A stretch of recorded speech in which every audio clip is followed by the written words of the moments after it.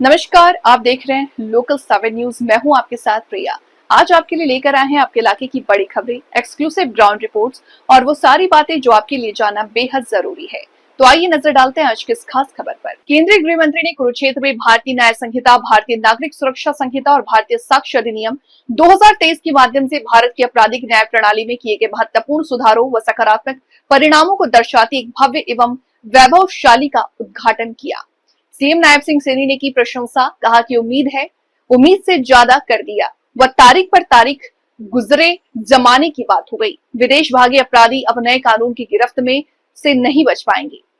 केंद्रीय गृह मंत्री ने कुरुक्षेत्र में भारतीय न्याय संहिता, भारतीय नागरिक सुरक्षा संहिता, भारतीय साक्ष्य अधिनियम 2023 के माध्यम से भारत की आपराधिक न्याय प्रणाली में किए गए महत्वपूर्ण सुधारों व सकारात्मक परिणामों को दर्शाती एक भव्य और वैभवशाली का विधिवत उद्घाटन करने के उपरांत सीएम नायब सिंह सैनी ने प्रशंसा कर कहा कि उन्होंने तो उम्मीद से ज्यादा कर दिया।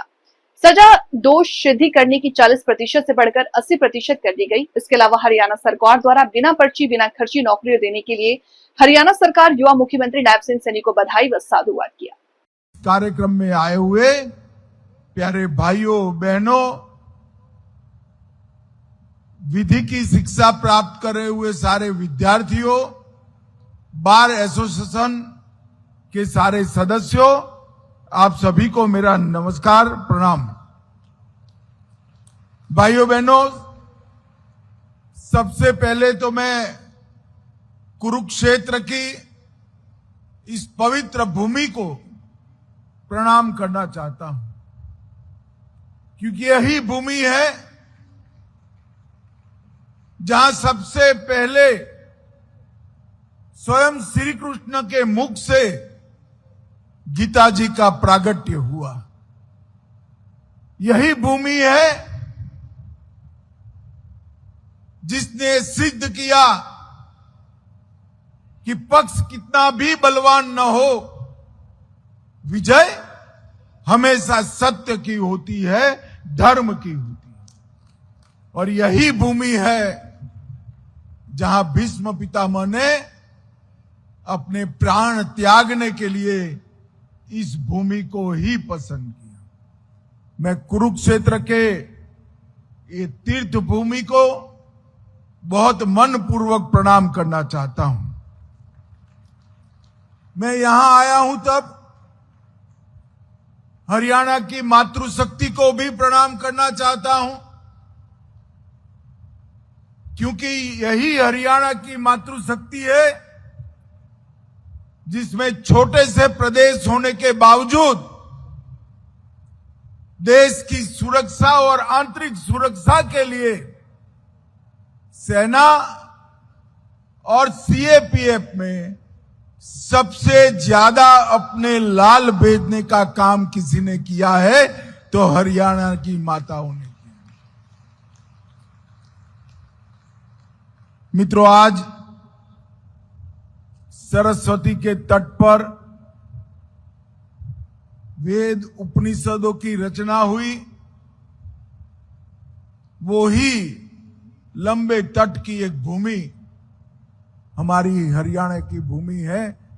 मैं फिर से एक बार हरियाणा की भूमि को प्रणाम करना चाहता हूं। आज यहां पर नायब सिंह सैनी सरकार ने 825 करोड़ के अलग अलग विकास के कामों का 4 कामों का लोकार्पण और 8 कामों का शिलान्यास करने का काम किया है। लगभग 900 करोड़ के विकास के काम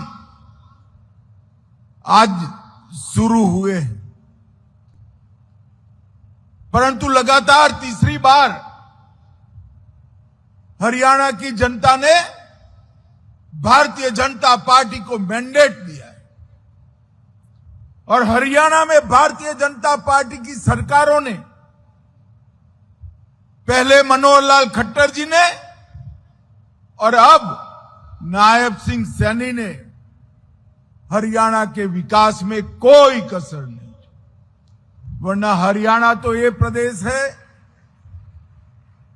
जिसमें कहते थे कि एक सरकार आती है तो एक जिले का विकास होता है। ये जनता पार्टी ने इस संकुचित दृष्टियों से मुक्त होकर हर जिले की और हर जाति बिरादरी की सरकार देने का काम हमारी भारतीय जनता पार्टी ने। और हरियाणा में पूरे देश में यहां की नौकरियां देने की व्यवस्था को कुछ लोगों ने बर्बाद किया था। बदनाम भी हुआ हरियाणा, मगर भारतीय जनता पार्टी की सरकार ने यहां खर्ची और पर्ची दोनों सिस्टम को खत्म कर जिसमें मेरिट से उसके घर पर डाकिए से अपॉइंटमेंट के लेटर भेजने का काम किया। और मैं मानता हूं कि हमारी सरकारों की अनेक उपलब्धियां हैं। इसमें सबसे बड़ी उपलब्धि युवाओं को खर्ची पर्ची के बगैर मेरिट्स के आधार पर नौकरी देने की यह व्यवस्था है। इसलिए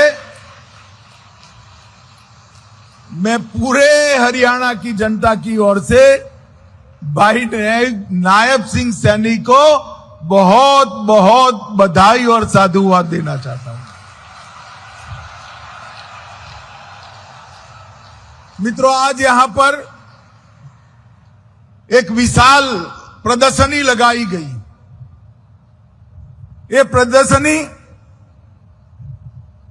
अंग्रेजों के बनाए हुए 1860 के 3 कानूनों को समाप्त कर 3 नए आपराधिक कानून जो संसद में पारित हुए, इसकी जानकारी और समझ देने की प्रदर्शनी। और मैं आज पूरे हरियाणा की जनता को कहना चाहता हूं, और जितने भी एडवोकेट हैं और जो एडवोकेट बनने के लिए पढ़ाई लिखाई कर रहे हैं, ये सभी को तो मैं बहुत आग्रह से कहना चाहता हूं कि प्रदर्शनी को एक बार जरूर दिखे। तो ये थी आज की बड़ी खबरें, वो हर हम जानकारी जिसे जानना आपके लिए जरूरी था। तो अगर आपके पास है कोई खबर, मुद्दा या सुझाव, तो आप हमें जरूर बताएं। हमें फॉलो करें सोशल मीडिया पर और देखते रहिए लोकल 7 न्यूज, क्योंकि खबर वही जो आपके करीब हो। मैं प्रिया आपसे लेती हूँ इजाजत। नमस्कार।